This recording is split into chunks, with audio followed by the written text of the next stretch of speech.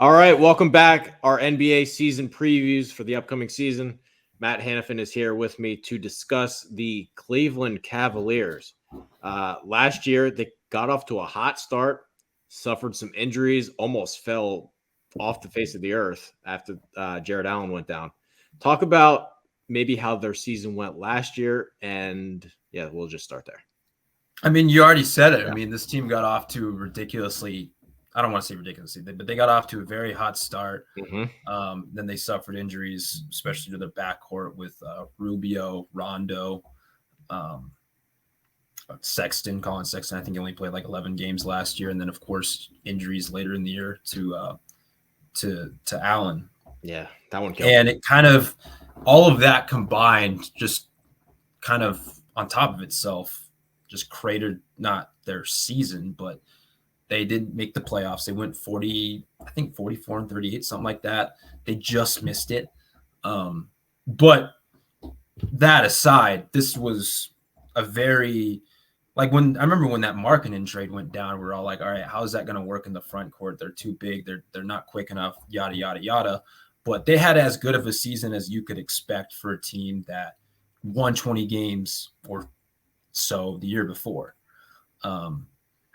And the future is as bright as it can be. I mean, we'll talk about who they added in the offseason in a little bit, but the future is bright as it could possibly be. I mean, they have Karis Levert too, or they added him to hopefully mitigate some of the ball handling troubles that they had last year with Darius Garland in the backcourt after all of those players went down. That didn't necessarily work out as well as it could be, but guess what? Darius Garland averaged 22 and 9.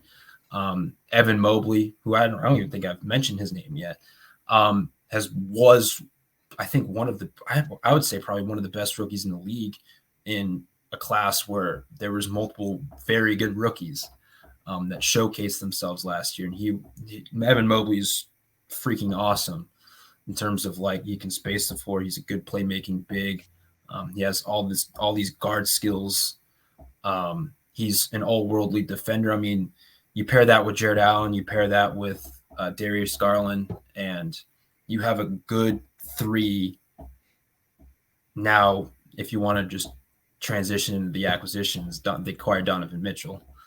That's a very good four considering the youth of all that. But yeah, this team has had a very surprisingly good season last year.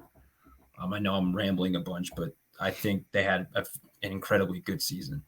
And they're certainly going to build off that this year. Yeah, without bearing the lead, Donovan Mitchell, he's the newest member of the Cleveland Cavaliers. Talk to me about what you think this move means, and then maybe whatever moves that they made along with that. I think acquiring Donovan Mitchell, I mean, first off, I don't know if many in the league or who pay attention to the NBA expected Donovan Mitchell to get traded to the Cleveland Cavaliers. I certainly in my own head thought that he was just going to be a Knick. It wasn't a matter of if, but it was a matter of when. But that wasn't the case. And Cleveland swooped in, got him. And I mean, of course, it cost an arm and a fist in terms of draft capital. And of course, they had to deal Lauri Markkanen and Colin Sexton. But I think Mitchell is as good of a player, or is as perfect of a fit for Cleveland at the time that they acquired him. I mean, he's still, I think, 25. Like, they got really good defenders around him too. Isaac Okoro can just stand in the corner and play defense and shoot, corner three. Good for him. Right. Yeah. Isaac Okoro, Mobley, Allen. Mm-hmm. You're right. I mean, it takes the pressure. There's a better defensive infrastructure here in Cleveland than there was, especially those tail end of those Utah years. And then, of course, offensively, he takes an incredible amount of pressure off Garland, who was just struggling by himself to handle that playmaking, that shot creation burden that he had towards the end of last year. Not that Garland couldn't do it. I mean, they just didn't have enough ball handlers. And now that you add a guy like Donovan Mitchell, who's just a flamethrower and an incredible offensive player, a good playmaker, a very good shooter. He's I think one of the better like clutch shooters or clutch players that we have in this league. And you put 2 and 2 together, and it has makings to be an incredibly just fun team to watch, regardless of how many games they win on a night-to-night basis. And of course, if they do make it far in the playoffs, an incredibly dangerously hungry playoff team. And I think acquiring Mitchell at this time was a move that Cleveland, I didn't expect them to make it, but it makes so much sense that they made it. So much sense. In terms of the key player, I don't know who you're going to pick, but my pick would be Evan Mobley. I mean, the ceiling on this guy, we don't even know what he's going to become yet, right? Like, he can do everything. He's long, he can shoot, he can play defense. I mean, he might be the real face of the franchise. Yeah, I mean, I was probably going to pick Mobley too. I'm kind of qualming between a couple of different players, but I think if Mobley can even take more of a leap, which it's somewhat not hard to envision, but like he's already so good already. Yeah. Like if he just improves, I don't know, the rebounding or improves the shot making on the perimeter. I mean, he's going to be better than Chris Bosh. I mean, we're throwing Chris Bosh comparisons out there. I mean, maybe, I don't know. You got me on that one. Okay. You got me on that. But I think I stumped. You have me stumped on that. You just have me thinking about Evan Mobley, Chris Bosh. Are we going there yet? Maybe. Are we going there he's yet? Good. He's really good. He's what, 19, 20? Yeah, but like Chris Bosh is Chris Bosh. Okay. All right. I don't like comparing players, but I guess it's the Heat jersey. You don't want them to be offended. I got you. Yeah. All right. X Factor. Who do you got? I think the obvious pick here is Mitchell, but I'm not going to go there. I think not the obvious pick, but I think it's like I guess I'll say obvious pick, but I want to say if Cleveland, assuming Cleveland wants to go far into the playoffs, I got one for you. My guess, mine's Jared Allen. Okay. Well, he's a stud already, isn't he?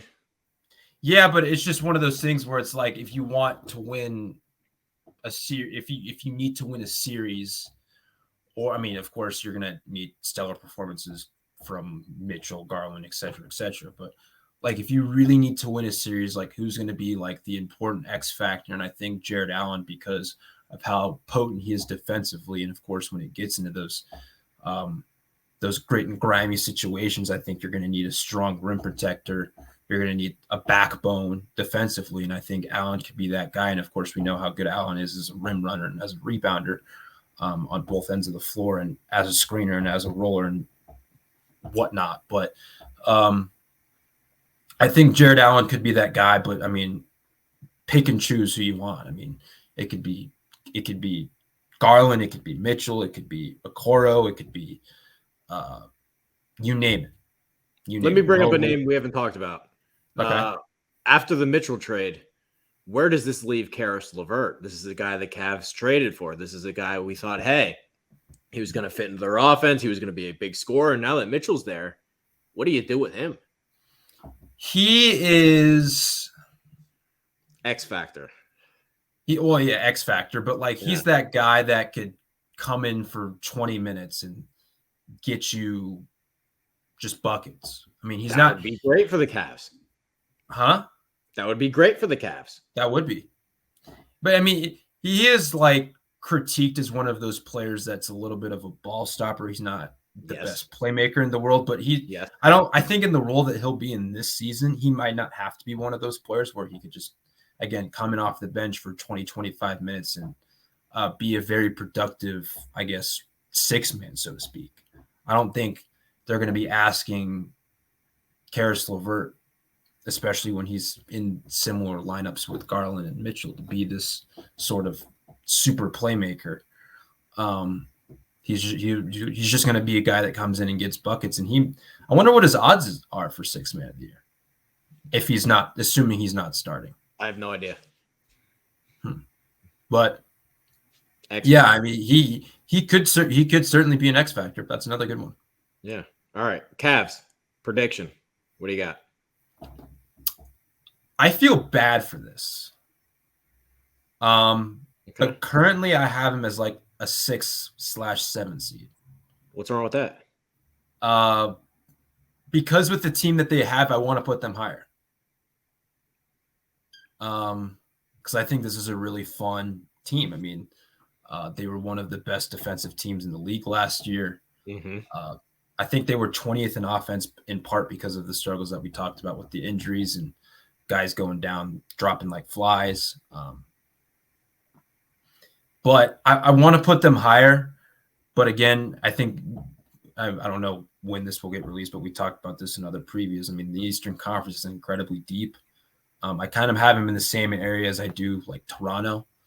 But I want to put them higher because this is going to be certainly a fun team to watch on a night-to-night basis. But I have them as I think a 7 seed right now. But I mean, again, when it comes to these teams, I mean, one team will have to be a 6 or 7 seed or an 8 seed or whatnot team, just because that's just how this works. And I think Cleveland could be one of those teams. I mean, again, they certainly have the potential to shoot up to the 5 seed or 4 seed or whatnot. But right now I have them as a 7 seed in my very preliminary standings. Okay. I have them ahead of Brooklyn just because, who knows if Kyrie wants to play basketball. So I think he wants to play basketball, but hey. Are we sure? Yeah. Okay. Are we sure Durant wants to play basketball? Durant is one of those guys where like, yeah, he might talk, but like he's one of those guys where I just think Kevin Durant just wants to hoop. Like I'm just going to bet on I think no matter what, he just wants to hoop. I mean, whether or not Kyrie will be healthy or Durant will be healthy or whomever is healthy on the Nets, I think that will determine how good they are this season. But I mean, of course, Kyrie the Nets in general just had a very interesting offseason. So if someone's lower on them, then I guess like Cleveland, who am I to say otherwise? Fair enough. All right, I don't know. I just really like this Nets team too. I like a lot of these teams in the East. But all right. Yeah. Well, you're a nice guy, so you like a lot.